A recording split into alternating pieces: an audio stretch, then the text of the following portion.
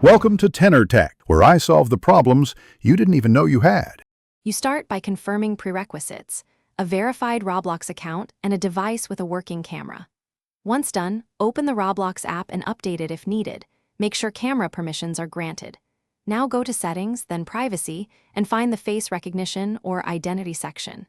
You do this because Roblox ties facial features to verification workflows, so proper permissions and the latest app ensure compatibility. Don't skip device checks. They prevent errors when you begin enrollment. Once you tap Enroll Face, follow the interactive guide. Position your face within the frame and hold steady. You will be prompted to rotate slowly. This captures multiple angles and builds a reliable template. Make sure lighting is even and your expression stays neutral, because shadows and accessories like hats or sunglasses reduce match accuracy. If prompted for additional scans, complete them. Roblox uses several images to reduce false rejects and to secure your account against spoofing.